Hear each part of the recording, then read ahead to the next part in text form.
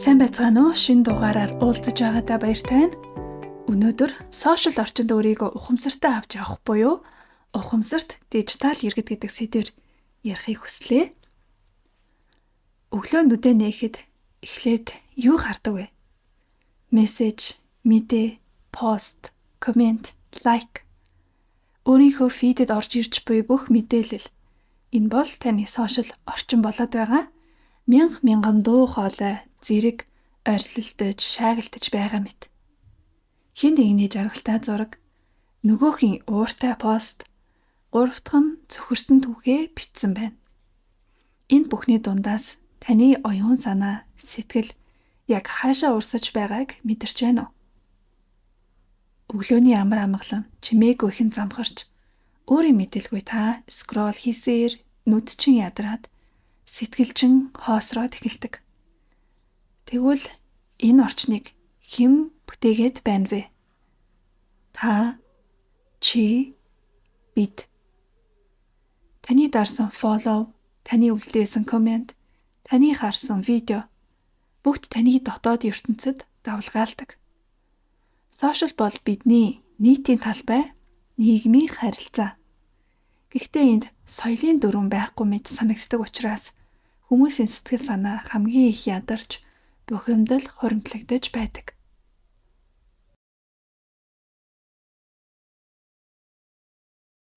Хэрвээ миний подкаст хандлага танд таалагддаг, контентууд маань танд үн цэн өгдөг гэж мэдэрдэг бол илүү гүнзгий, илүү хувийн түвшинд хамт ажиллах боломж бий.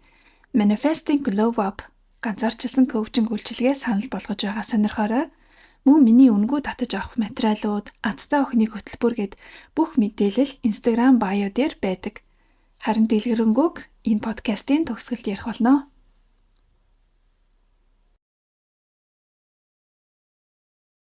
Бидний амьдралын нэг хэсэг болсон энэ жижигхэн дэлгэц биднийг холбож, танилцуулж, урам өгч, заримдаа бас шаналгадаг. Гэхдээ нэг зүйл анзаарагддаггүй. Илүү их холбогдоод байгаа юм шиг боловч бид заримдаа хоорондоо улам л хөндийрээд байгаа санагддаг. Илүү их мэдээлэлд хүрэх тусам бид улам анхааралгүй, улам төрөмгүй, улам хит мэдрэмтгий болж байна. Өнөөдөр энэ тухай ярилцсан хэрхэн ухамсартай дижитал иргэн болох вэ? Хэрхэн бидний пост, коммент, мессежүүд илүү инрэлтэй, илүү үнэн, илүү үнэтэй байж болох вэ? Агуулга 8 хэсэгт хувааж бэлдсэн байгаа. Ингээд хэсэг хэсгээр нь санаагаа тайлбарлан ярьж эхлэе. 1-р хэсэг дижитал соёлын дутагдал ба шинэ хэрэгцээ. Энэ бол мэдээллийн хит ачааллын эрен үе. Өдөр бүр бид хэдэн зуун пост, мессеж, коммент, контентын дунд сонголт хийх шаардлагатай болдог. Гэвч ихэнхдээ бид энд автоматар юм шиг ухамсаргүй, анхаарал хайхрамжгүй оролцдог. Энэ мэдээлэл хаана байна гэж бичдэг. Гэтэл магадгүй энэ мэдээллийн линк нь нэг хурууны зайд л байж байдаг. Хизээ эхлэх вэ, хаана байдаг вэ, хаягчин гэл асуултуудын хариултууд нь тухайн бизнесийн bio хэсэг эсвэл тайлбар дээр нь бэлэн байж идэг. Бид заримдаа сөрөг коммент бичгээс өмнө бодохч зав гаргадаггүй. Энэ бол бидний нийтлэг асуудал, анхааралгүй хэрэглээ. Мэдээлэлээ хайх хүсэлгүйгээр, хайх үйлдэл хийхгүйгээр бусдад ачааллыг нь өөрүүлдэг. Бодож шүүхгүйгээр үзий ядалт түгээдэг. Харин үүний үр дүнд бидний хамтын дижитал орон зай илүү хүйтэн, илүү төрөнгийн ур амьсгалтай болсоор байна. За тэгвэл үүний шийдэлд байж болох нэгэн аргыг танилцуулъя. Энэ бол 5 секундын фильтр буюу постлохын өмнө 5 секунд бодох. Сэтгэл судлалын судалгаагаар хүмүүсийн 68% нь сэтгэл хөдлөл дээрээ шууд бичсэн пост, комменттоо дараа нь харамсдаг гэж гарчээ.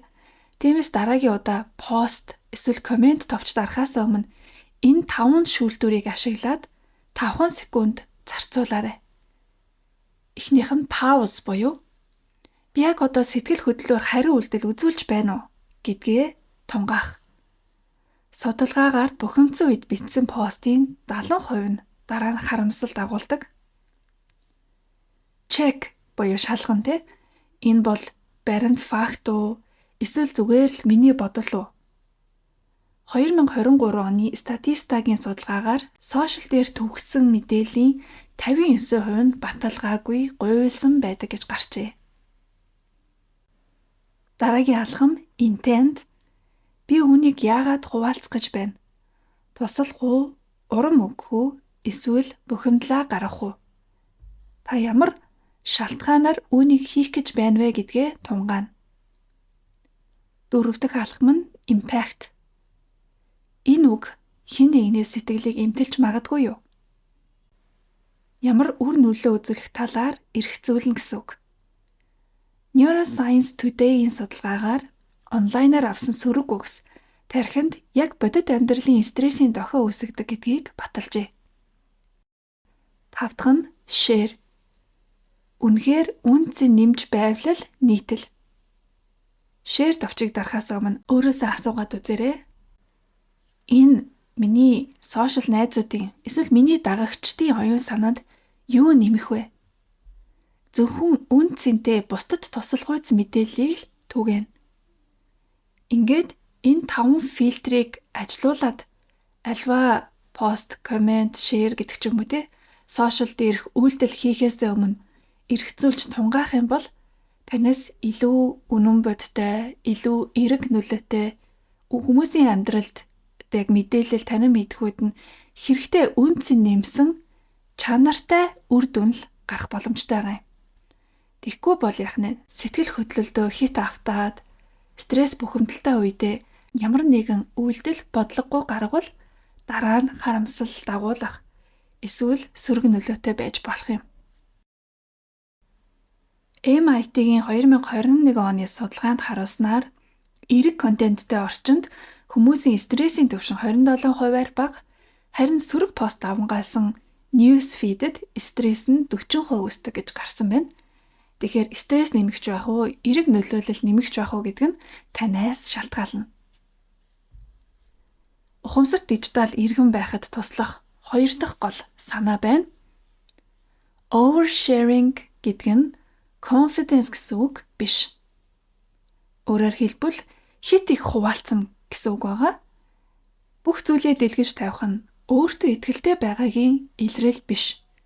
Харин ч заримдаа эмзэг шархаа олон нийтийн өмнө дийлгэж хожим харамсах нөхцөл болдог. Үүний оронд та зохистой хэл хязгаарыг эрхэмлэх хэрэгтэй. Хэл хязгаар тэнцүү хүч. Бидний дунд нэг төөрөгдөл байдаг байна. Бүхнээ хуваалцах, илэн далангуй байх, үннээрээ байх гэд энэ үйлдэл хандлага нь бусдын өмнө өөрийгөө айгүй гоё хүчтэй харагдуулна гэж боддог. Гэхдээ эрүүл хэл хязгаар гэдэг өөрөө эрх мэдэл. Бүх харилцаагаа, бүх маргаанаа, бүх сэтгэлийн шархаа дийлгэн тавих нь хүчтэй харагдуулахгүй харин хамгаалалтгүй, баталгаагүй мэт ойлгогдож болно. Таны хувийн амьдрал, таны амжилт, сэтгэл зүйн эрүүл мэнд гэд бүхий л зүйлийг та өөрөө удирдан жолоодох эрх мэдэлтэй байна гэсэн үг юм. Бусдаас хамгаалах боломжтой байна. Тэгэхгүй бол өөрийнх нь нийгмийн амьдрал, харилцаа, маргаан, сэтгэлийн шархаа бүгдийг нь дийлгэн тавих нь өөрийгөө хамгаалалтгүй, өөрийгөө найдваргүй, баталгаагүй мэт тийм ойлголтыг олон нийтэд түгээх эрсдэлтэй. Journal of Social Psychology гэдэг ийм сэтгүүлийн судалгаагаар байнга хувийн амьдралынхаа нарийн мэдээллийг хуваалцдаг хүмүүсийн 64% нь дараа сэтгэл готрол, харамсал мэдэрдэг гэж гарсан байна. Тиймээс хэдүүлээ өөрийнхөө хувийн асуудлыг, хувийн амьдралыг, ажил гэд өөртөө холбоотой мэдээллийг сошиал медиад хуваалцахдаа хэл хязгаартай, болгоомжтой хандаж байх нь зүйтэй байна. Мэдээж өөрийнхөө бодит түүх, туршлага, үн цэнийг хуваалцсан гэдэг сайхан хэрэг. Гэхдээ та жишээлбэл өөрийнхөө сургамжтай зүйлийг хуваалцах чинь гэж бодъё те. Өөрийнхөө туусан, зовлон, бэрхшээл шархалсан тэр сэтгэл мэдрэмжээ хуваалцсангаа хүнд нэгийг ойлгуулах чинь гэж бодъё. Тэр тохиолдолд өөрийнх нь эдгэрсэн шархаа бичих нь хамгийн тохиромжтой байдаг. яг одоо ингээд шархтсан байгаа, өвдсөн байгаа надад маш хэцүү байна гэхээс илүүтэй надад хэцүү байсан би тэр дундаас ийм арга замаар ийм сонголт хийгээд эдгэрч байна, эдгэрсэн байна. Одоо миний шарах ердөөл нэг сорив болсон гэдэг ч юм уу. Ингэж бичвэл тохиромжтой гэж байна.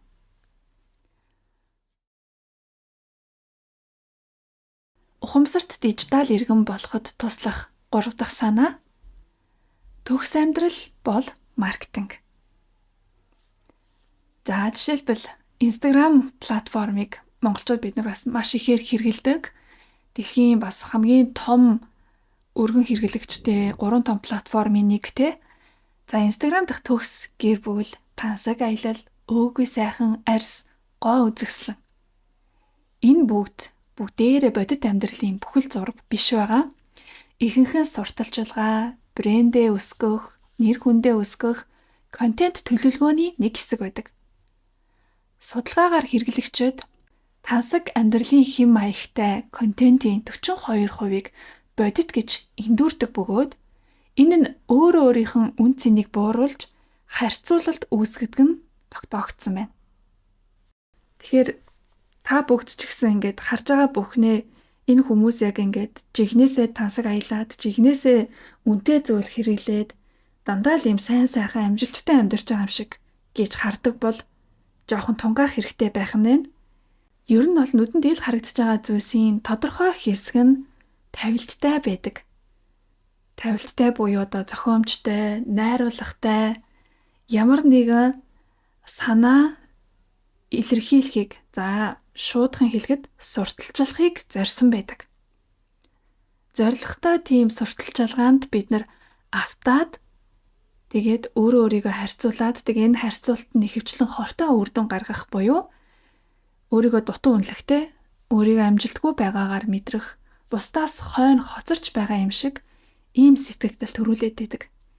Гэтэл тэр одоо нэг гоё бүсгүйн зураг байлаа гэхэд тэнд тэр бүсгүй өөрийнхөө хувийн брендийг бүтээж сошиал нөлөөллийг үүсгэх зорилготойгоор албаар тийм зохиомжтой, позтой, байрлалтай зураг авахулсан байж болно.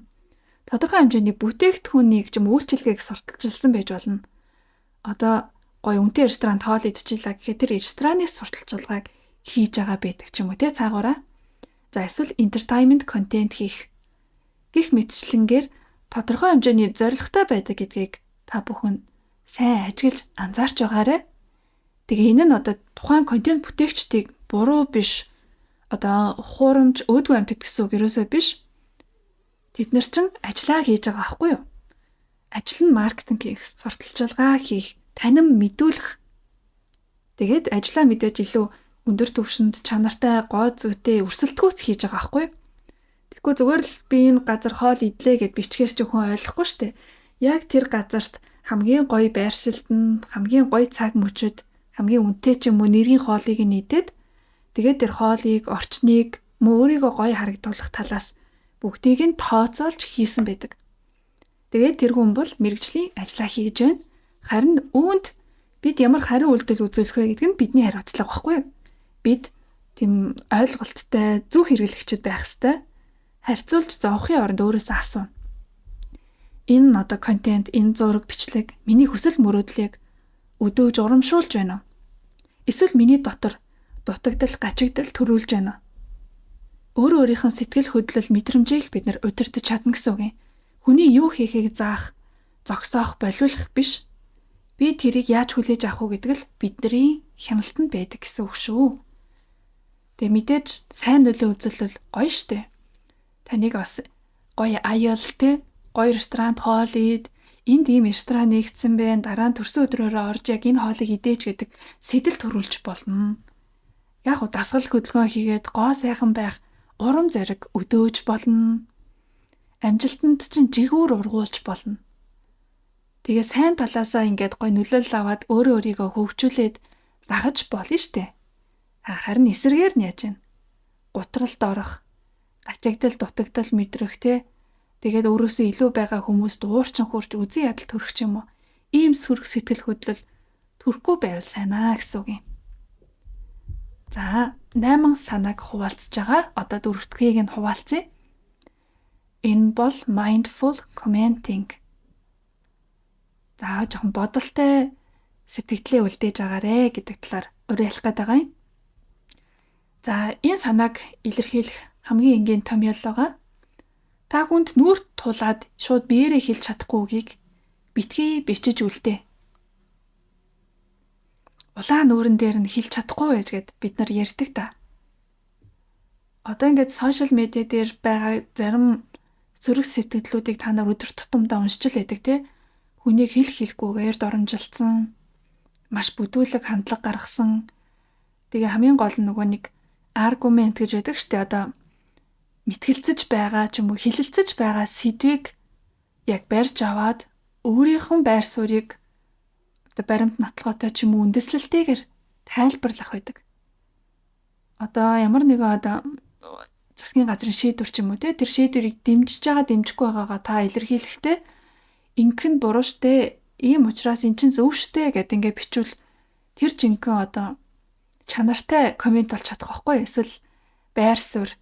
Тэгээ тэрий чин хүн үзээд уншаад илүү нөлөөнд нь ч юм уу итгэл үнэмшил төрнө, нөлөөнд нь автна гэсэн үг юм.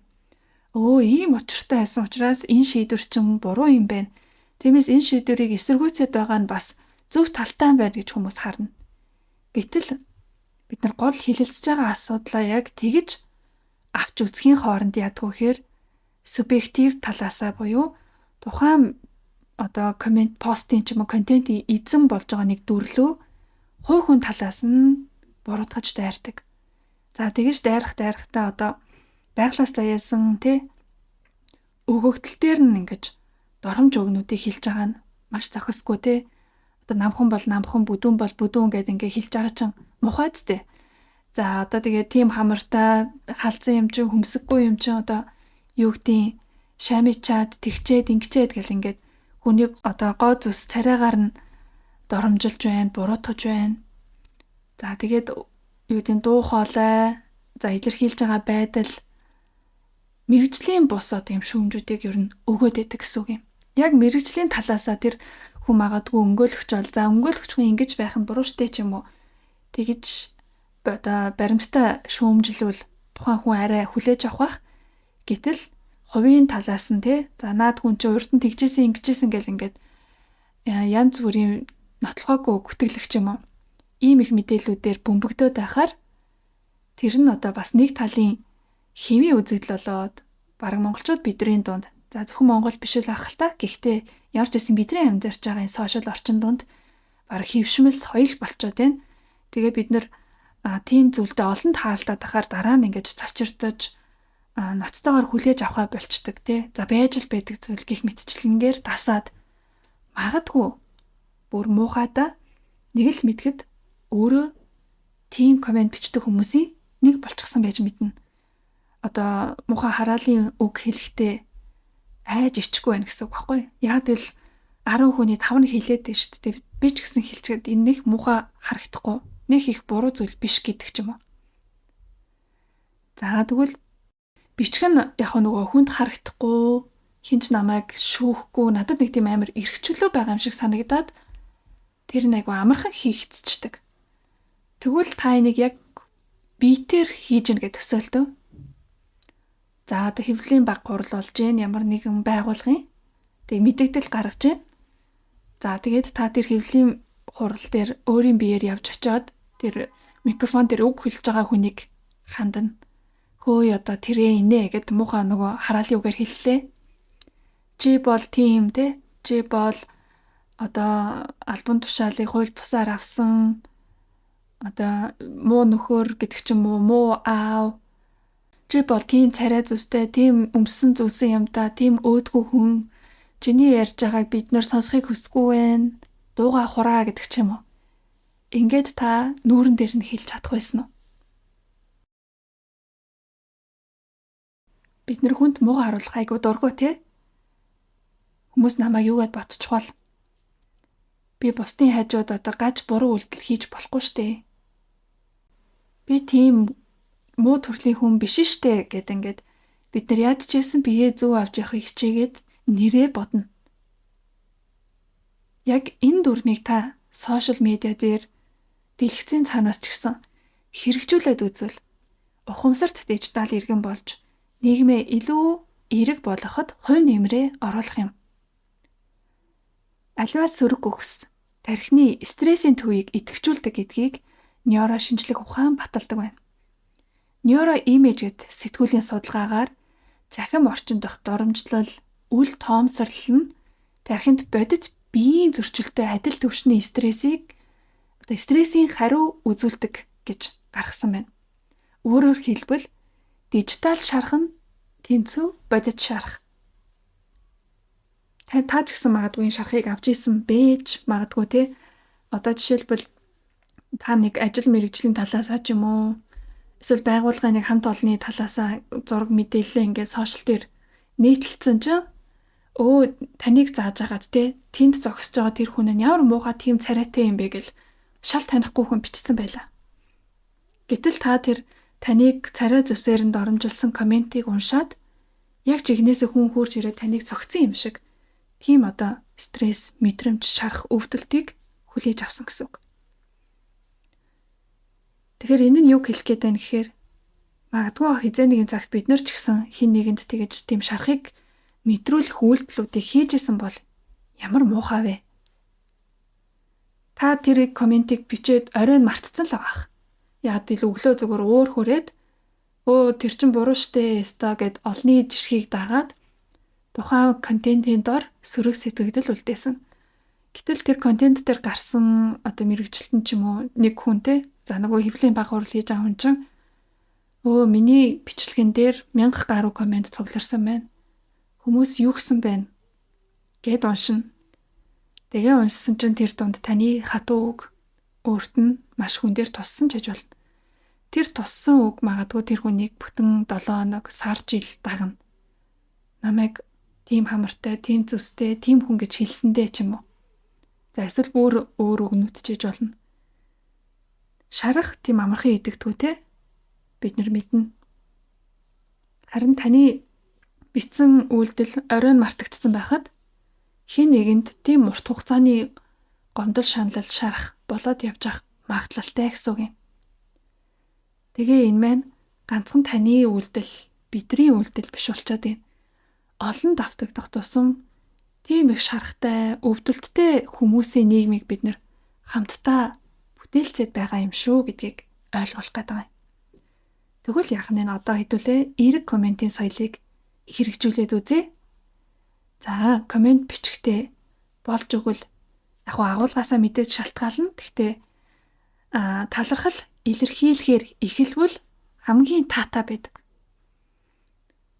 За одоо ер нь нөгөө нэг харилцааны ур чадвар шинжлэх ухаан талаасаа ч гэсэн хүнд ямар нэгэн шүүмж дүгнэлт өгөхдөө та тэр үгээ тэр хүнийг одоо үнэхээр хүлээж аваасай, тусгаж аваасай гэж бодож байгаа бол эхлээд заавал эерэг зүйлээр эхлэх хэрэгтэй байдаг.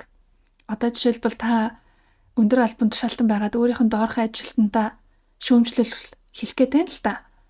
За тэгээ чиний одоо өнгөрсөн сарын борлуулалтын дүн харьцангуй муу байна. Чи жоохон идэвхтэй ажилдаа төвлөрөд хийгээд өгөөч гэд ингээд хэлмээр байдаг. За тэнгууд шууд загнаад хэлэхээр тухайн хүн ингээд хувь хүн талаасаа тусгаж аваад одоо бас өвдөж шархлаад тэгээд яг таны хүсэж байгаа хэмжээнд шүүмжлэлч юм алдаа дутагдлаа засаад ажиллах тийм хүч төрдгөө байна. Одоо урам авахгүй гомдчихдаг гэсэн үг товчхондоо. Харин тэгхгүйгээр яг мэрэгжлийн талаасаа нэрээ намайг одоо төвлөрлөхгүй байгаа хүмүүс ажилласан байна. Би ер нь төвлөрөх хэрэгтэй юм байна. Ажилдаа шамдъя гэд ингээд эрүүлэр зөвөр тусгаж аваад ажиллаа хийхийн тулд тэр хүнд та хэрхэн үгээ илэрхийлэх вэ гэдэг маань маш чухал нөлөөтэй байдаг. За тэгээ ихэнх тохиолдолд хинээ би чамайг манай байгууллагт удаан идэв цэцгэлтэй ажилт гэж бол мэднэ. Чи бол ингээд айгуу сайн багийн тоглогч те багаараа хамт олноороо одоо үр дүн гарахтаа айгуу сайн. Гэхдээ яг чиний хариуцсан хэсэг сүүлийн үед жоохон тэгсэн байна. Тэгэд чи бол яг ингээд төвлөрөх юм бол айгуу сайн бүтээмжтэй ажилтгийг чинь би чиний өмнөх үр дүнгуудээс мэдж байгаа болохоор одоо ингээд магадгүй одоо он дуусах төгсөж юм те хамгийн идэвхтэй борлуулалтын сарууд эхэлж байгаа учраас чи яг энэ чадвараа нэмээд чим анхаарлаа нэмээд ингээд ажиллаад өгөөч гэдэг. Тэгэхээр яаж вэ? Чи муу ажиллаад байна гэж шүүмжилж байгаа юм шиг сонсогдохгүй байгааз. Би чамайг илүү сайн ажиллана гэж мэдчихээн гэж байгаа юм шигээр илэрхийлж байна гэсэн үг юм. За тэгээ магадгүй энэ аргачлал таалагдсан бол та бүхэн өөрсдийн бас ажил амьдрал дээр хэрэгжүүлээд үзээрэй. Хүүхдтэй ч гэсэн ямар нэгэн шүүмж хэлмээр байгаа бол эхлээд заавал сайн талаас нь одоо харилцан яриаг эхлүүлэх хэрэгтэй. Тэгээ дээрээс нь шүүмжлэгч байгаа зөвлөчин баримт нотлогоон дээр тулгуурлах хэрэгтэй. За тэгээ үүнтэй адилхан хэдүүлээ ч гэсэн комент бичихтэй. Эхлээд талархал илэрхийлж болно те. За ямар ч байсан ийм гоё үнэтэй зөвлөгөө өгсөнд баярлалаа. Эсвэл ийм гоё контент бэлдсэнд нь талархаж байна. Ямар хэрэгтэй агуулгах вэ ч юм уу. Ингээд нэг сайн талаас нь эргээр эхлэнэ. За тэгээд шүүмжлээ хэлэх чинь гэж бодъё. За энд засаж залруулах зүйл байна. Энэ нь буруу байна. Хэдийгээр өөрөө контент хийсэн чинь сайн хэрэг боловч энэ тал дээр заашгүй дутуу байна ч юм уу хэлэх гээд байна. Тэгвэл яах нь шүүмжлэлээ хэлэхдээ аль болох шийдлийг хамт санал болгож бичвэл зүгээр. Тэгэхгүй бол одоо жишээ нь хүн яаж алдаагаа ухаарах юм? Эн чинь буруу гэхээр яг юу нь буруу? Яагаад? Тэгвэл зөв нь юу юм гээд хүн асуулттай үлдэн штэ. Тэгээ зөвхөн контентын эзнээс гадна таны комментиг уншиж байгаа бусад олон нийт ч гэсэн асуулттай үлдэнэ. Тиймээс та одоо тэрэнд шүүмжлэл буюу үнэн зөвийг таниулж гин гэж өөрийгөө үзэж байгаа бол тэр үнэн зөвийнхэн шийдэл нь юу юм бэ гэдгийг хавсаргаарай.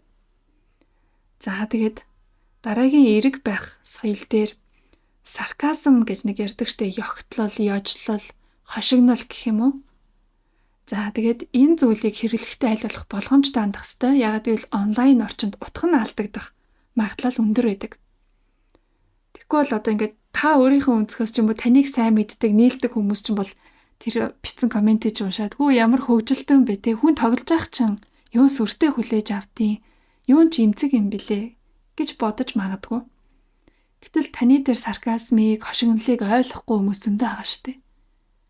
Тийм хошигнол хэрглэж үзээгүй ч хүмүүс байна. За тэгээ хошигнол бол хошигнолоо магадгүй айгу зөв гүйцэд бичдэг ч юм уу те. Тихгүй бол бас л хин нэгний доромжилсан хандлах ч юм уу. Айгу тийм ноцтой одоо нийгэмд тулгымцсан асуудыг хэлэлцэж явах чинь тэрийг одоо юм хөнгөн хуурмаг асуудал болгож байгаа юм шиг хүчийг нь сулруулдаг те. Тэгээд та уул нь санаа нь дэмцсэн юм шиг боловч эсэргээрээ ойлгогддог ч юм уу. Тиймээс нөгөө нэг магадгүй нөгөө 5 фильтрээ ажилуулад болгоомжтой хошигнолыг ашиглаарай. За тэгээ эрэг комментийн соёлын сүүлийн хэсэг нь үзэл бодлын эрх чөлөө гэдэг нэрийн дор бусдын сэтгэл рүү дайрч болохгүй. Энийг санаж яваарай. Мэдээж та үзэл бодлоо чөлөөтэй илэрхийлэх боломжтой. Гэхдээ тэр эрх чөлөө хин нэгний бас эрх ашгийг хатуугаар шууд хөндөж болохгүй. За бусдын нөгөө нэг сэтгэл зүйд шарах үлдээхгүй байх тал дээр анхаарал явуучих юм бол та гэдэг ганцхан хүн эрэг коммент бичснээр нийгэмд ямар их үр нөлөө үзүүлж болохыг тооцоолон бодоод үзээрэй. За 5 дахь санаа руугаа оръё. Дижитал хэл хязгаар тэнцүү сэтгэлийн амар амгалан. Mute, unfollow, block гэдэг юм тохиргоонууд байдаг. Энэ нь хэн нэгнийг үзен ядсан дургуудээ биш. Өөрийгөө хамгаалж буй хэрэг. Таны newsfeed буюу одоо ингээд Facebook-ээр ярих юм бол яг үндсэн ингээд нүүрлөгөө оронгууд тэрийг одоо мэдээллийн урсгал босоогоор урсаж байдгийн талбар бол таны newsfeed байдаг. Энэ бол таны эрүүл орчин байх учиртай. Тэгэхээр энэ орчинд юу харах харахгүйг яг үнэндээ алгоритмаас давж та шийдэх эрхтэй байдаг. Яг бол таны хувийн хаяг, таны одоо хувийн эрх мэдлийн талбар ахгүй. Тэгээд альва сошиал медиа аппликейшнуудын платформуудын ард алгоритм буюу одоо бол баг бүгд хиймэл оюун ухаанаар зохицуулагдж байгаа. Хиймэл оюун ухаанд системийн тохиргоо явагдчихэдэг. За марал ийм Америкийн Billboard-ийн хит дуунууд гэдэг контентийг үзээд байна. Энэ нь айгүй сонирхолтой байна. Энэ контентийг айгүй удаан хугацаагаар дуустал нь үзээд байгаа юм чинь цаашдаач бас марал энэ төрлийн контентийг би харуулж байх нь марал тийм хэрэгтэй зүйлийг нөгж байгаа юм байна гэд тослох гэдэг алгоритм. За тэгээ марал халиунаатай сүүлийн үед их харилцаж байна. Халиунагийн сториг үзэж байна. Халиунаатай чатлсан байна. Халиунаа марал хоёр ч хоорондоо их дотн харилцаатай юм шиг байна. Тэгэхээр энэ хоёрын пост контент сториг нь биед нь хамгийн түрүүнд түлхүү харуулъя гэдгийг алгоритм бас тохируулж шийдэж байгаа. Аль болох марал гэдэг эзэн бие юу хүсэж сонирхож, юун дээр анхаарлаа төвлөрүүлж, юун дээр хамгийн их цагийг зарцуулаад байна. Тэр нь маралд хэрэгтэй зүйл байж мэдэх учраас тэр хэрэгтэй зүйлийг нь аль болох news feed дээр нь түлхүү төрүүлж оруулъя гэдгийг алгоритм шийдэт байгаа байхгүй юу? Тэрнээс энэ бол ерөөсөө тийм санамсаргүй гинтийн учрал тохиолдол биш байдаг. Тэгээд бүр бидний яриаг чагнаад байгаа юм болов гэд хитрхи мөрдөөд байна гэд хартлах сэрдлэг хүртэл явагдаад байгаа шүү дээ. Хоорондоо яриад те нэг шинэ хоолны газар нэгдсэн байлээ. Чи мэдсэн үү гэж жидл хоолны газрын сурталчилгаа тун удахгүй гараад ирдэг те. За гих мэтчлэнгээр алгоритм бол таны таалалд аль болох нийцүүлэхээр хичээгээд байдгийг. За муу талаас нь ярих юм бол биднэрт тохирох бараа бүтээгдэхүүн үйлчилгээг шахахын тулд бидний зам мөрийг шууд мөрдөж тодорхойлж идэг. За аль нь ч байсан гэсэн энэ орчныг би алийг нь хармааргүй байна. Алийг нь харахыг зөвшөөрч байна. Тэрнтэй огтхонч харилцахыг хүсэхгүй байна гэдэг юу гэдэг. Аливаа нэг сонголт шийдвэрийг гарах боломж нь бол тэр тохиргоонуудаар байдаг. За тиймээс тохирох энэ хэл хязгаарыг тогтооно гэдэг нь таалагдахгүй хуудасуудаа unfollow хийх, цагийн чин үрдэг зүйлсийг mute хийх. За бүр энэ хүн бит хоёрыг дахиж битээ хизээч хооронд нь харилцуулаач гэвэл блок хийгээд ингээд өөрийнхөө амар амгалан хамгаалж сурах нь байна. За үүнээс гадна нэг анхаарах зүйл нэ. Тэр нь юу юм гэхээр doom scrolling гэдэг нэг ойлголт байна. Doom scrolling-гоос зайлс хийж сурцгаая. Scroll хийн гэдэг бол бид нэр мэдэнтэй ингээд нөгөө утсан авахна гэдээ монголчууд нэрлэдэг штэ. Доошлуулаад ингээд ухаад идэг. Гэтэл doom гэдэг үгтэй хоршоо болохоор яаж юм гэхээр сөрөг мэдээлэлд донтох хандлагыг илэрхийлж байгаа юм. Өөрөөр хэлбэл сошиал медиа мэдээний сувгаар тасралтгүй сөрөг мэдээлэл уншиж, үзэж, шингээж байхын зан үйлийг нэрлэж байна. За doom гэдэг нь өөрөө сүрэл, айдас гэсэн утгатай.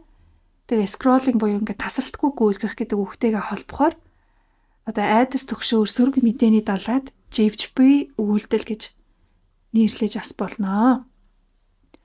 Harvard Medical School-ийн судалгаагаар өдөр бүр хит их сөрөг мэдээ үзэх нь тархины айдас төгшөөрийн хариу уруулыг 35%-аар идэвхжүүлдэг. Яагаад бид doom scroll хийдэг вэ? Сэтгэл зүйн хариу үйлдэл. Тархины аюул илрүүлэх систем сөрөг мэдээлэлд илүү хурдан анхаарал хандуулдаг. Энтэй та санал нийлэх бах те. Уул нь бид нэг сөрөг юм үзэх дурггүй, сөрөг юмыг дэмжих дурггүй гэл амихандаа өөрийнхөө ариу орчныг хамгаалахыг эрхэмлдэг боловч нэг л мэдгэд найз чинь шеэрлсэн байдаг. Тэгээ шеэрлсэн байгаа мэдээг нь зог тусаад хараад үлдчихдэг. Жишээ нь зам тээврийн осол болжээ. Аюул гамшиг болжээ. Үерт тэдэн айлын байшин сүуджээ гэл те. Тэнгүүд яаж н өөрөө ирэхгүй бидний тархи мэдрэлийн системтэй энд хурдан анхаарал хариу үйлдэл үзүүлээд ажилдаг учраас тэрэнд автаад идэг. Тэгээ энэ чинь ганц удаа тохиолдоогүй ш нөгөө news feed-н дотор өдөртөө хідэн юм сөрөг мэдээлэл байх уу. Тэгээд тэр сөрөг мэдээлэл энийг тойроод юу болсон бол гэд судалж эхэлнэ. Энэ мэдээлэл дээр анхаарлаа хандуулсан учраас алгоритм энэ төрлийн мэдээллийг дахин нэмэгдүүлж харуулж эхэлнэ гэх мэтчлэн энэ doom scrolling үргэлжлэх хүчин нөхцөл болоод байна. За тэгээд дахиад doom scroll хийдэг шалтгаан маань энэ бол FOMO, fear of missing out гэдэг нэг юм маркетингийн ойлголт байдаг. FOMO маркетинг хийн гэж ярьдаг байхгүй юу? Тэгэхээр энэ FOMO гэдэг нь ийм fear of missing out гэдэг үгний товчлол байх нь ямар нэг юмнаас хоцрох айдас гэсэн үг. Би ганцаараа дутчихгүй дээ. Би юунаас хоцорч вэ гэд бид нар нэг ярьдаг. Яг тэрийг хэлдэг. Энэ нь өөрөө хүний сэтгэл зүйн онцлог төлөв байдлууд учраас энэнд тааруулж хүмүүс маркетинг хийдэг тийм стратеги байдаг юм аа. Хэрвээ уншихгүй бол чухал зүйл алдаж магадгүй гэх айдас биднэрт цаанаасаа төрдөг учраас өөрөө ирэхгүй doom scroll хийчихдэг.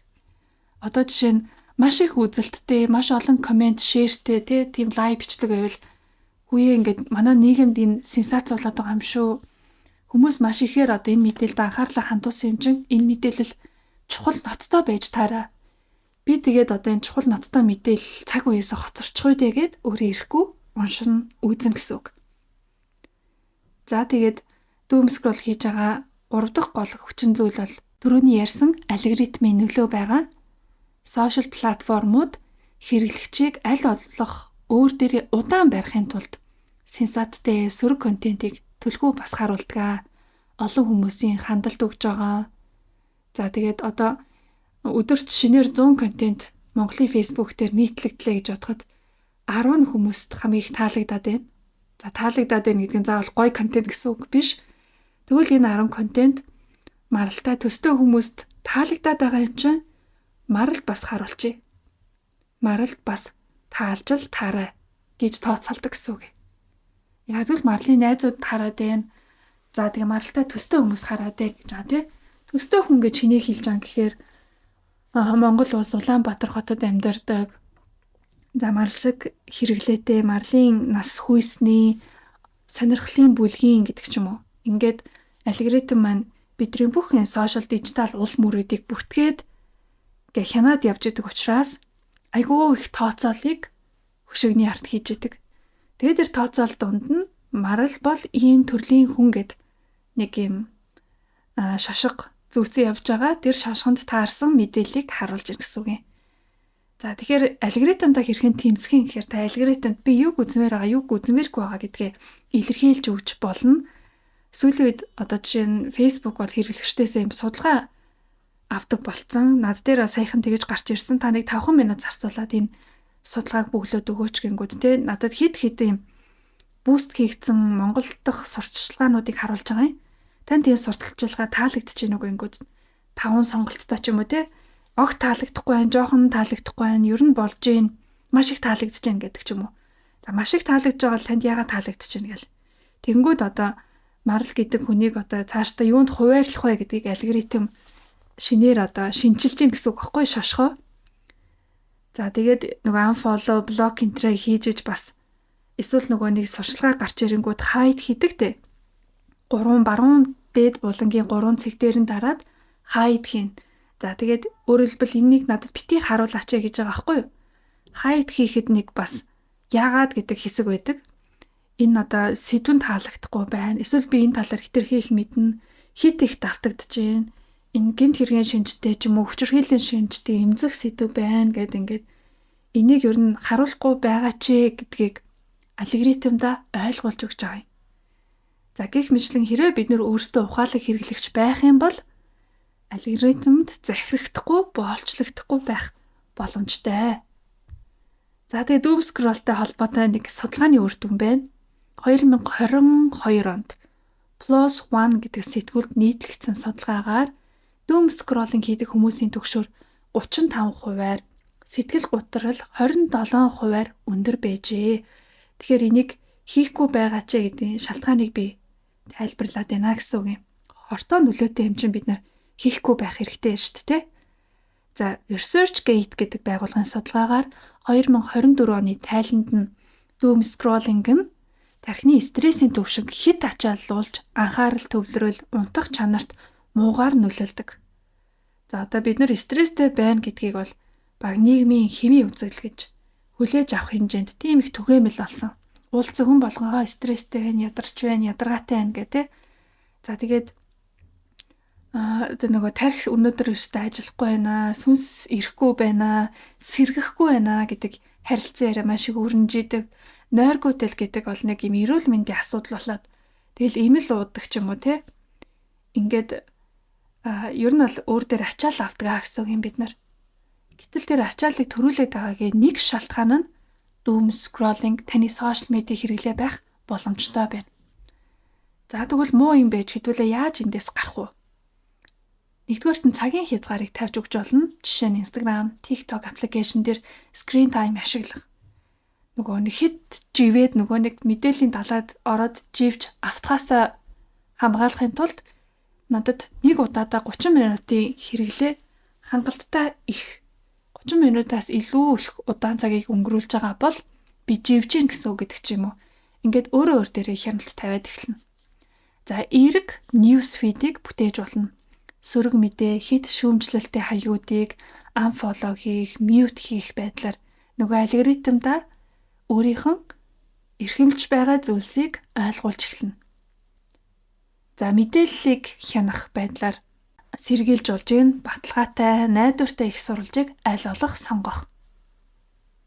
Тэгэхээр одоо чинь таны байнга үздэг сувгуудыг та бас тодорхойлж өгч болно гэсэн үг юм. За одоо хамгийн найдвартай мэдээлэл бэлтгэдэг ямар одоо телевиз, сэтгүүл ч юм уу те сонирн байвал пэйжүүд байвал тэдгэрийг илүү их дагаад улаан зан одоо хуурмаг ч юм уу баталгаагүй их сурвалж гэж байгаа зүйлсийг ярин жинхэнэ unfollow хийх, блок хийх байдлаар цэсээ гоё зохицуулнаа. За тэгээд сүүлийн дөрөвдөг алхам нь өөртөө асуулт тавиарай.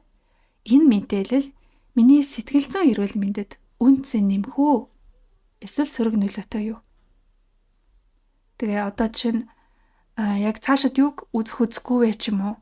Юун дээр цаг зарцуулахгүй вэ гэдгийг хянахын тулд та яг үнэндээ өөрөө өөртөө л ярилцах хэрэгтэй. Ийм балиар гурамч мэдээл тараагаад ах ингээд дахиад стресстэж тухайн их сурвалж руу дайрахаасаа өмнө би энийг харах уу, байх уу гэдгээл шийдчихнэ гэсэн үг. За тэгээд дижитал хэл хязгаараа хамгаал гэдэг санаа маань doom scrolling гэдэг ойлголтоос болоод нэлээд урт болсон. За энэ хэсгээ тэгээд дүгнэх юм бол та өөрийнхөө сошиал медиа хэрэглээнийх нь news feed-ээ зэгцэлж аваарэ.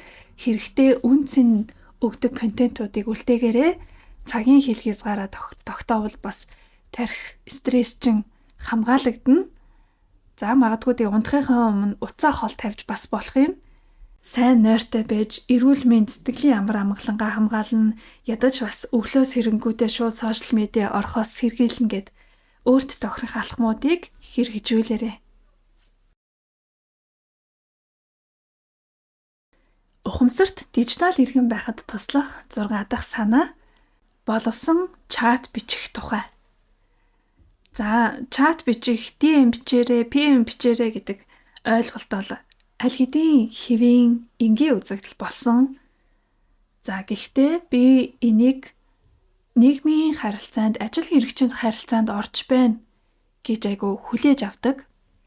Тиймээс танихгүй хүнтэй байгууллагатай ч гэдэг ч юм уу харилцаанд орж байгаа учраас би бас л бие зөв авч явах хэрэгтэй.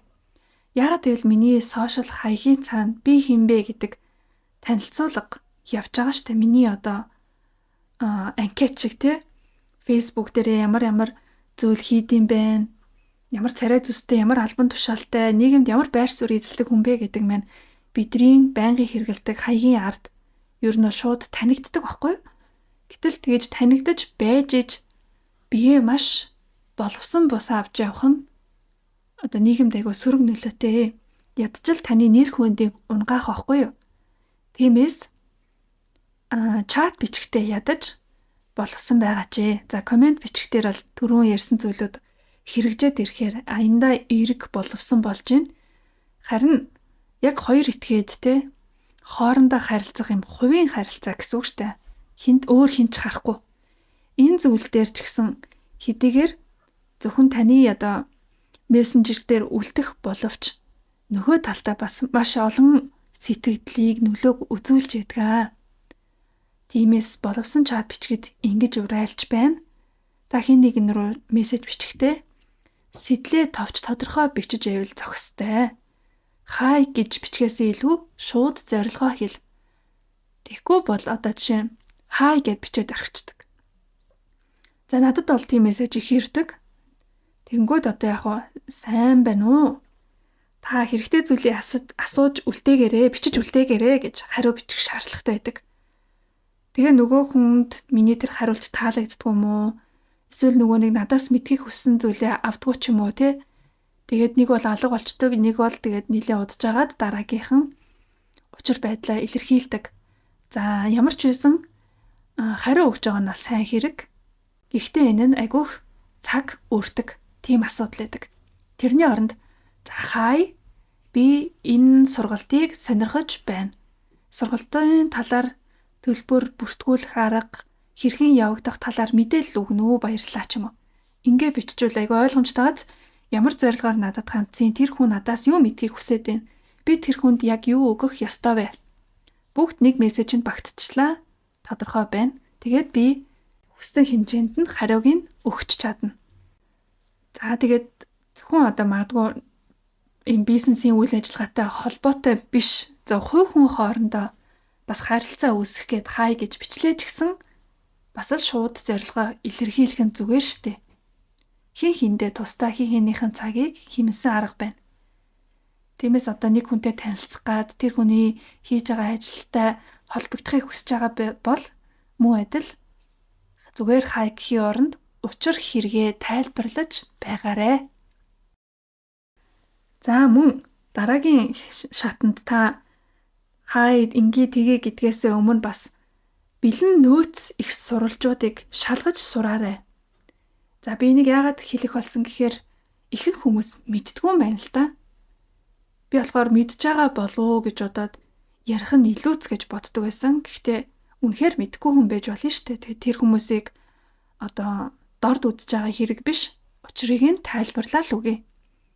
За Instagram платформ дээр ер нь бол хувь хүнээс давсан хэрэглээ гэж байгаа. Тэр нь хувийн брэндээ бүтээх, бизнесээ танилцуулах тийм хаягууд байдаг. Одоо ямар бизнесийн үйл ажиллагаа явуулдаг хаягууд зөндөө байгаа шүү дээ Instagram дээр. Тэнгүүд тэрний нөгөө bio буюу biography танилцуулга гэх юм уу? Тийм хэсэг нь байдаг. За одоо ямар ч гэсэн та эхлээд таны сонирхлыг татаад анхаарлыг чин аваад байгаа тэр хаяг руу, профайл руу дараад орох хэрэгтэй. Профайл хэсэг дээр нь ингээд одоо username буюу хэрэглэгчийн нэр нь байдаг. Доор нь ямар бизнесийн ингээд нэр нь байж байдаг. Тэрнийхэн доор нэг 3 болон түүнээс дээш нэг мөртөө товч анкет хэсэг нэгдэг байхгүй юу? Тэрэн дээр нь энэ бизнес юу хийдэг юм бэ? Юу санал болгож байгаа юм бэ? Та тэндээс юу авч болох юм бэ гэдэг мэдээлэл бичээстэй байдаг. За тийм юмны коуч одоо тийм юмны сургалт тэнд байдаг. Хаан улд үргийн тэнд байрлалтай кофе шоп тэдээс тэдэн цагийн оронд нээлттэй үйлчилж байна гэдэг ингээд хэрэгтэй үндсэн мэдээлэл байна. За тэгээ үндсэн мэдээллийнхэн доор хэрвээ вебсайтт бол вебсайт нь байж идэг. Ямар нэгэн одоо нэмэлт холбоосууд линкүүд байршиж идэг байхгүй? Хэрв одоо альва постын тайлбар дээр ч юм уу тухайн контентн дээр link in bio гэдэг бичиг байх юм бол миний профайлийн bio хэсэг дээр линк нь байгаа шүү гэдэг ийм нэршил хиллэг гэдээ ойлгочих. Дэлхийд даяар бол яг ингэж одоо ашиглагддаг хиллэг баггүй юу? Бараг бүхий л бизнесүүд link in bio гэд бичсэн байдаг.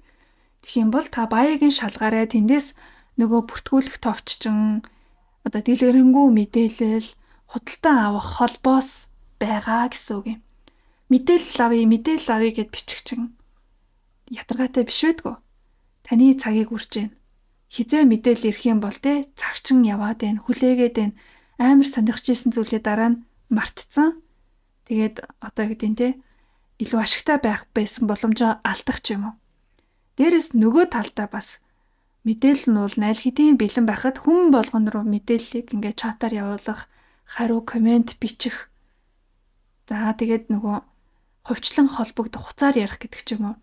Цаг, нөөц, материал олон алдагдaltaй байдаг. Тэгээд та одоо хэрэглэгчийн зүгээс таны эрх ашигыг бодох юм бол та төрүүлээд бэлэн байгаа нөөцөд их сурвалжийг шалгачих юм бол маш хурдан хүсэж байгаа хариултаа авна, худалдан авах шийдвэрээ гаргаж болно, үнэ мэдээд авчирна, тухайн зүйл яг танд туслах уу үгүй юу, хэрэгтэй юу хэрэггүй юу гэдэг дүгнэлтээ бүрэн хийх боломжтой байдаг. За тэгээд ийм мэдээлэл бүрэн тавьсан бизнесүүд бол хаягууд бол ер нь их чанартай гэж бас дүгнэж болно.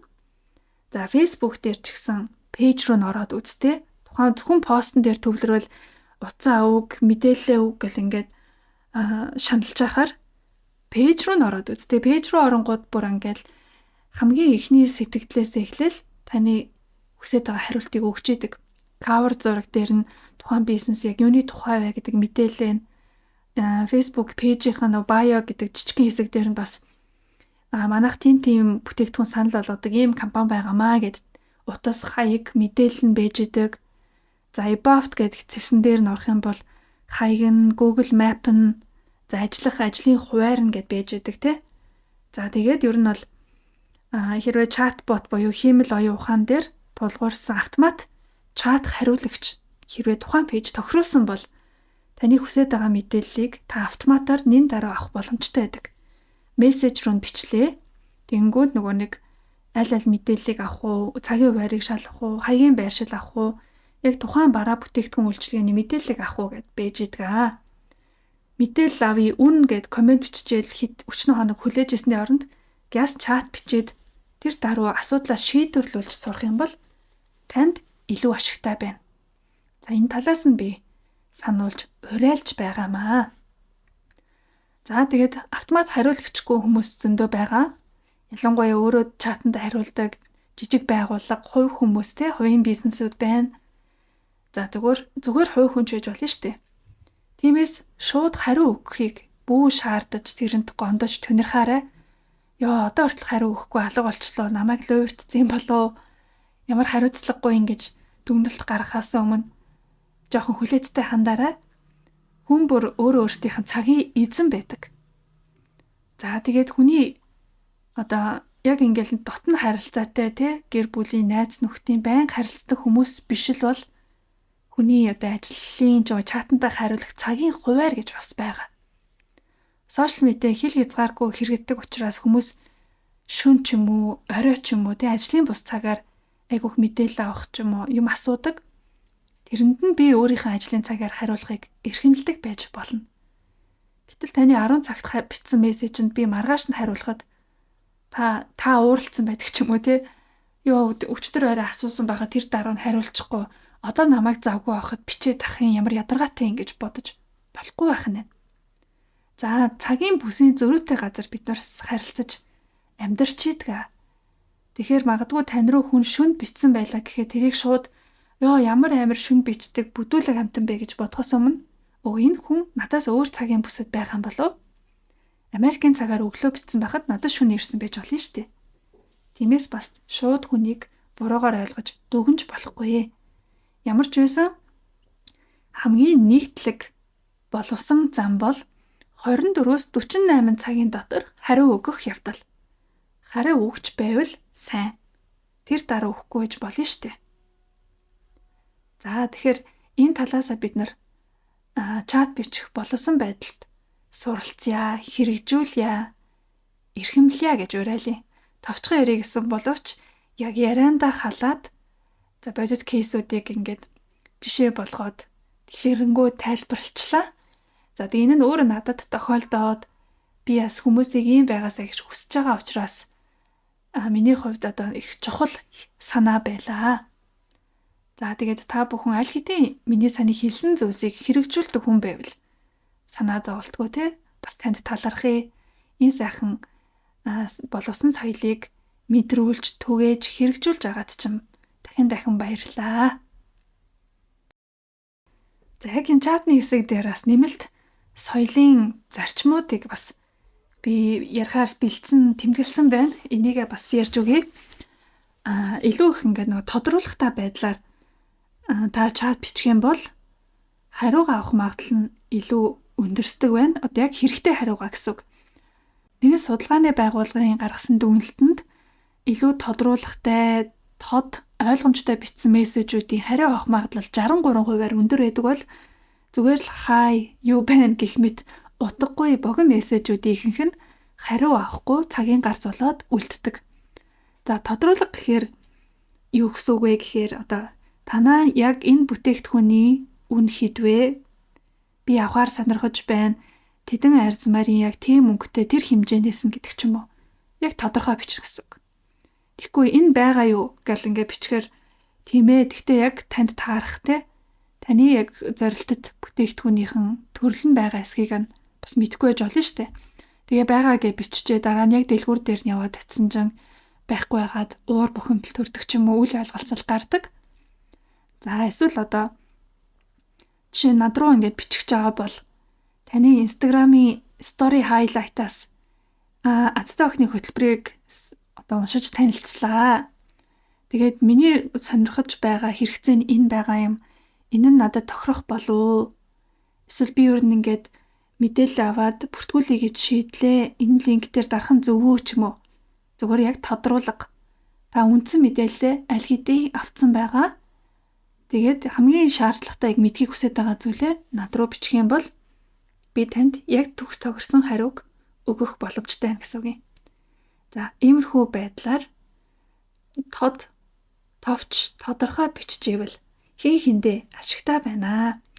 За, түрүү нөгөө нэг бас альва одоо шүүмжлэл өгч байгаа бол эхлээд эргээр эхлээрэ гэсэн штэ. Тиймээс магадгүй та өөрөө ингээд амар гоё хүлээлттэй, гоё зүйл авахыг хүсээд, гоё сэтгэл мэдрэмжтэй орж ирсэн байж болно. Гэтэл би өөдөөс чинь тийм үү за мэдээлэл эндээсээ аваарэ гэд ингээд зөвхөн нийтлэг хариу өгчгөр таны бас урам хугардаг байж магадгүй л те. Би энэ марлыг амар гоёор бодоод те. Тэгээс амар хайр хүрээд битсэн чи өөдөөс нэх урамгүй ийм хариу өгч байгаа юм да гэдэг тохиолдол гарч магадгүй. Энэ бол зөвхөн жишээ. Тиймээс магадгүй та надад өөрийгөө гүйцэд илэрхийлэх эхлээд хэрэгтэй байсан байж болноо. Жишээ нь таны энэ бичлэгийг би үзээд тийм их урам авлаа, тийм ойлголт авлаа. Энд чинь надад айгүй их хэрэгтэй тус олсон шүү. Эсвэл энэ миний одоо өглөөний дэглэмийн нэг хэсэг болсон. Би энд айгүй их талархтгаа, баярлтгаа. Тэгээ би таныг ингэж бодоод таны сургалтыг сонирхож байна гэх мэтчлэнгээр үнэн учир байдлаа илэрхийлээд гоё эергээр харилцан яриаг өрнүүлвэл би ч бас таарч тохирсон хариуг өгөхдөө дуртай байдаг. Ингэж бичиж орж ирдэг хүмүүс зөндөө байдаг л та. Гэтэ зөвхөн над дээр гэж хэлж байгаа юм биш. Ер нь альваа одоо нөгөө чат харилцааг үүсгэж байгаа бол ингэж талархлаар, урмаар эергээр эхлүүлж ивэл та бас сансандаа гүйцэд хүрэх болно. Хит олон мессеж дараалан илгээхээс зайлсхийгээрэй. Энэ бол бас нийтлэг соёлын зарчим байгаа. Өгсрүүлэл ингээд одоо урт юм бичдэг ч юм уу, учир байдлаа ойлгуулаагүй хариу байна уу ч юм уу, мэдээлэл авъя гэд бичээд байх нь өөрөө шал дэмий үйлдэл гэсэн үг. Нөгөө хүнд айгүйх дарамт болж мэднэ. Эсвэл зүгээр та өөрийнх нь цагийг үржиж болно. Нөгөө 24-с 48 цагийн дотор хариу өхийн хооронд яаж вэ? Дахин мессеж илгээсэн байж болно гэсэн үг юм.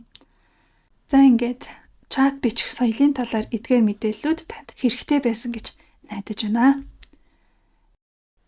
За ингээд бидний ухамсарт дижитал эрхэм болох 7 дахь санаа бол үн цэнийн тухай байгаа.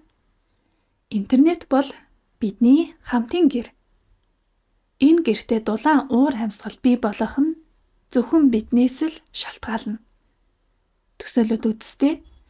Сошиал орчин бол биднийг урамшуулдаг, эрч хүч өгдөг, айдас, түгшүүр биш. Нандин харилцаа холбоог мэдрүүлдэг тийм газар болбол ямар байх вэ? Энэ танд маш их үр өгөөжтэй хэрэгтэй тийм орчин байвал гоё тийм үү? Гэхдээ энэ өөрчлөлт нэг дор гинэт бий болохгүй, бүгдээс нь олон хүний заавал нөлөөгөөр эхлэхгүй, өнөөдөр танаас надаас эхэлж болно гэсэн үг юм. Баг чулуугаар хөдөлгөнө гэд ярьдаг та. Тэгэхээр эхний алхам, эхний баг чулуу нь бид өөрсдөө болж яагаад болохгүй гэж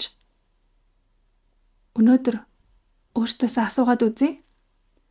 Миний нэг пост хэн нэгнийг гэрэлтүүлж чадах уу?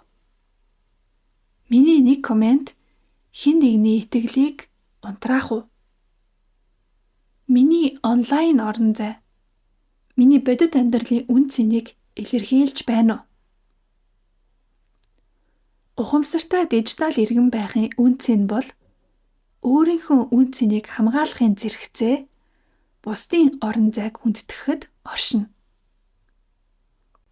Миний л эрх ашиг чухал гэсэн үг биш байх нь шүү дээ. Тэгэхээр өнөөдөр эсвэл дараагийн удаа пост, контент оруулахаас өмнө 5 секунд бодоод үзнэ, фильтрээ ажилуулна, фидээ зэгцлэнэ, сэтгэлийн амар амгалангаа хамгаална, эерэг үгээрээ бусдынхан орчныг гэрэлтүүлэхэд чиглэнэ. Өнөөдөр энэ подкастн дээр яригдсан зүйлсүүдийг хэрэгжүүлэх байдлаар энэ хамтын үн цэнийг бий болгоё. Үүнд та оролцооч гэж би уриалаад байгаа хэрэг юм. Эдгээр нь зөвхөн миний уриалж байгаа харах үнцэг байна те. За тэгээд үүн дээр нэмэх, хачирлах, дэлгэрүүлэх бас бус санаа оноо илэрхийлэл байгаа бол энэ подкастын комент дээр бичээрэй. Тэгээд одоо хэлэлцүүлэг байдлаар бид нэр өрнүүлж болж штэ. Тэгээ магадгүй өөртөөхөн кейсийг хуваалцвал бас илүү хүчтэй тусах болов. Жишээ нь одоо таны зургийн дор танихгүй хүн ч юм уу эсвэл таньдаг хүн одоо сэтгэлд шарах үлдээхээр комент бичсэн бол тэр нь танд яг тухайн үед яаж тусч ийсэн, үр нөлөө нь хэрхэн гарсан, тэрнээс болоод та өөртөө их итгэлээ алдсан байдаг ч юм уу, өөрийнх нь хувцалтыг өөрчилсөн ч гэж болно тийм. Таныг одоо өөртөө зохихгүй тийм өмссөн байна гэд хин нэгэн шүүмжилснээс болоод тухайн хувцыг дахиж өмсөж чадхаа болсон тийм түүхч байж болно шүү дээ. Яг тэгэл энэ нөгөө надад миний харж исэн түүхүүдээс ингээ санаанд үлдсэн байгаа учраас одоо хамгийн ойр жишээ болж гарч ийн л та. За тэгээд миний одоо үн цэн рүү нулимсан зүйлсүүдийг бас хүмүүс бичсэн байдаг. Жишээ нь одоо миний хувьд амар үн цэнтэй би тэр зүйл ажил дээр маш их одоо уур ухаан цаг хугацаа хөдөлмөр зориулаад хийсэн байхад тэрийг нэг хүндлэнгийн хүн орж ирээд тэрийг хуулчаа юу да. Тэн дээр бэж лээдэг мэдээлэл штэ гадны тим юмыг хуулчаад бусдыг дуурайчаад өөрийгөө юу гэж бодоод байгаа юм уу ингээ битсэн байдаг ч юм уу. Тэгээ хэдийгээр уулан тэр танихгүй хүний хүндлэнгийн үзэл бодол надад хамаатай биш гэл би амар хэл хязгаараа тогтоогоод итгэлээ ганхуулахгүй гэж хичээдэг боловч нэг сэтгэлд юм орчдөг те. Яад л тэр үгийг би уншчлаа штэ. Тэгээ тэр үг ингээд намайг гомдоосон, надад муухай мэдрэмж төрүүлсэн. Тэгээ гяс балууртал марти надад хамаагүй. Энэ бол юу ч биш гэж тэр болгон бид нар бодож чаддгүй.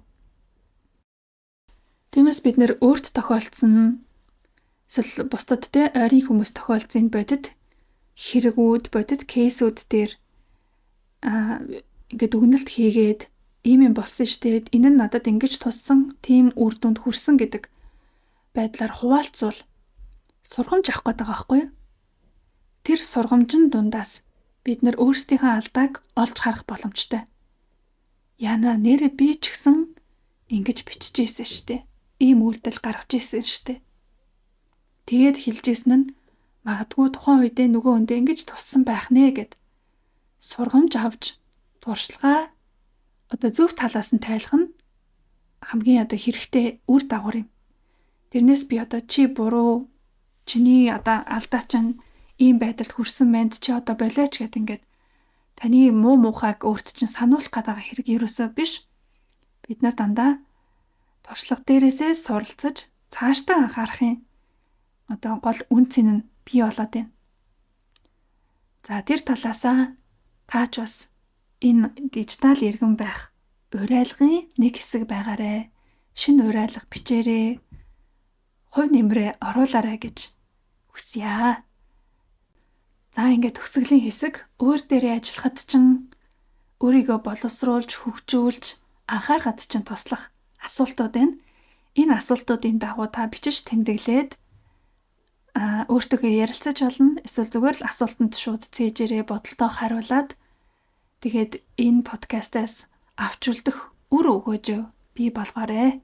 4 асуулт бэлдсэн байна. Нэгдүгээрх нь миний сошиал медиа хэрэглээ миний амьдралын чанарт ямар нөлөө үзүүлж байна вэ? Миний сошиал медиа хэрэглээ миний амьдралын чанарт ямар нөлөө үзүүлж байна вэ? Хоёр дахь асуулт. Өнөөдөр би ямар төрлийн мэдээлэл, мэдрэмж түгээхийг хүсэж байна? Өнөөдөр би ямар төрлийн мэдээлэл, мэдрэмж түгээхийг хүсэж байна? Гуравдугаарт. Миний хэлэхгүй өнгөрөхөн дээр байх 3 зүйл юу вэ? Миний хэлэхгүй өнгөрөхөн дээр байх 3 зүйл юу вэ? Хэлснээс хэлэхгүй байсан нь дээр гэсэн утгатай, тийм ээ? 4 дахь буюу сүүлийн асуулт. Би ямар төрлийн дижитал орон зайд амьдрахыг хүсэж байна? Би ямар төрлийн дижитал орон зайд амьдрахыг хүсэж байна? Энэ 4 дахь асуултын хариултаас та өнөөдөр тэр гоё амьдрахыг хүсэж байгаа орон зайгаа бүтээлцэхэд өнөөдөр яг юу хийх вэ гэдэг чинь тодорхой болж ирнэ.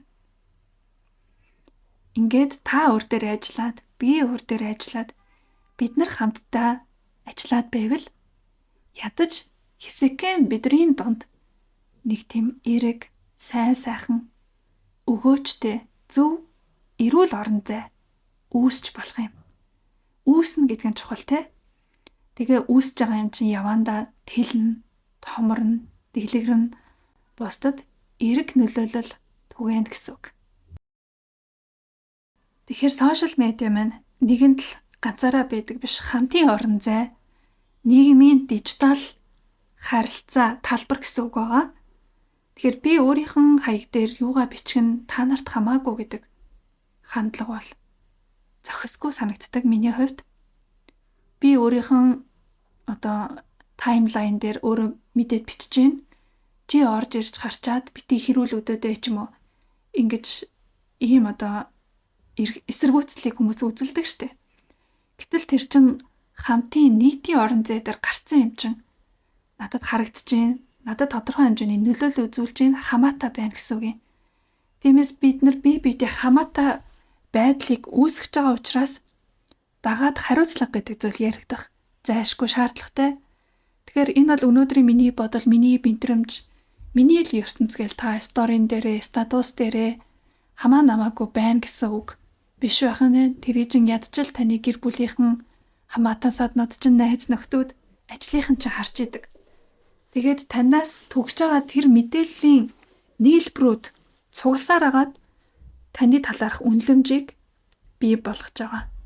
Хэдийгээр амьдаар уулзаад биеэр харилцаанд ороод би тийм хүн биш штэ гэж та харуулахыг хичээдэг ч гэсэн таны дижитал сошиал медиа дээрх уул мөрөд өөр дүрийг бүтээж байх эрсдэлтэй шүү. Тиймээс үнэхээр л та өөрийнхөө сайн сайхан чанаруудыг харуулмаар байдаг. Үннээрээ баймаар байдаг бол ухамсартай хандах хэрэгтэй байх нь. Ингээд хамтдаа ухамсарт дижитал иргэд байцгаая, сошиал медиад болгоомжтой анзаарахтай хандцгаая, соёлыг түгээцгээе. Тэгээд бие биедээ эрэг нөлөөг үзүүлдэг тийм хүмүүс байцгаая. Хэрэв энэ ярианаас та өөрийгөө илүү ойлгох, дижитал орчинд илүү ухамсартай амьдрах урам зориг авсан бол илүү гүнзгий төвшөнд надтай хамт суралцах боломж танд бас нээлттэй байгаа. За ингээд хамгийн төгсгөлд нь мэдээллийн чанартай зүйлс хуваалцах гэж байна.